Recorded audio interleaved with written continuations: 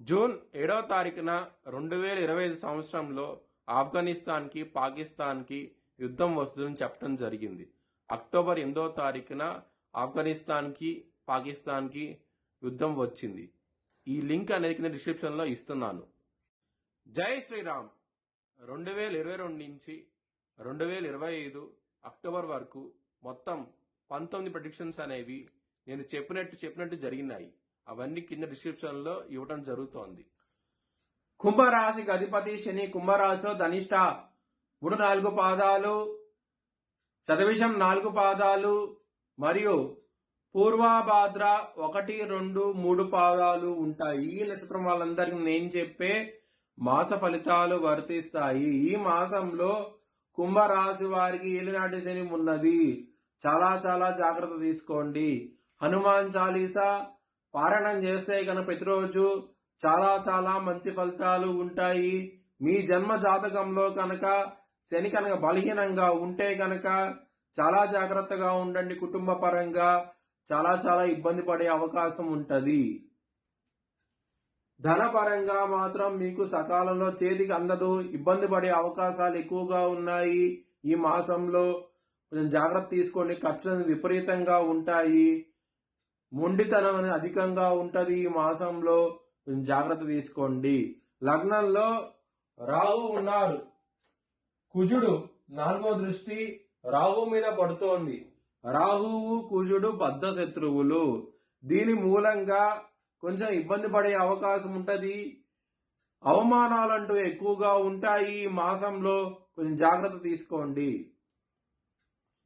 Health పరంగా తక్కువగా ఉంటాయి. హెల్త్ ఇష్యూస్ అనేవి ఎటువంటి ప్రాబ్లమ్స్ అంటూ ఉండవు ఈ మాసంలో. లవర్స్ కి మాత్రం చాలా బాగుంటది. మీ లవర్ కి ప్రపోజ్ చేయండి, యాక్సెప్ట్ చేసే అవకాశాలు ఎక్కువగా ఉన్నాయి ఈ మాసంలో. శత్రులు అనే వాళ్ళు చాలా తక్కువగా ఉంటారు. శత్రులు మిత్రులు అయ్యే అవకాశాలు కూడా ఎక్కువగా ఉన్నాయి. చాలా ఆనందంగా ఉంటారు. ఇక్కడ సూర్యుడు సప్తమాధిపతి ఉన్నారు. ఆయన తులారాశిలో నీచపడ్డాడు. నీచపడి శుక్రుడితో కలిసి ఉండటం మూలంగా నీచభంగ రాజయోగం అనేది జరిగింది.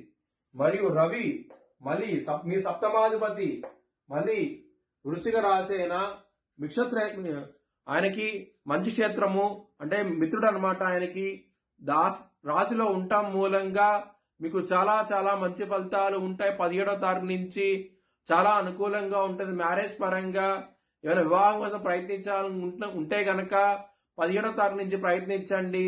సకాలంలో మీకు మంచి సంబంధం కుదురుతుంది. చాలా ఆనందంగా ఉంటారు. మ్యారేజ్ పరంగా మాత్రం బిజినెస్ పరంగా పెట్టుబడి తగ్గించి పెట్టుకోండి.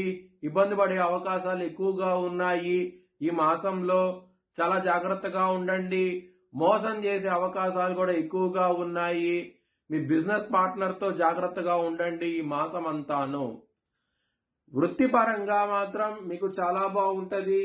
ఇక్కడ దశమ స్థానంలో కుజుడు తన సొంత రాశిలో ఉండటం మూలంగా చాలా మంచి ఫలితాలంటూ ఇస్తారు.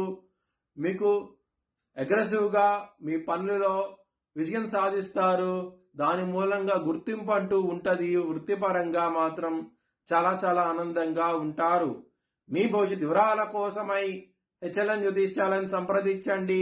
Please like, share and subscribe my channel.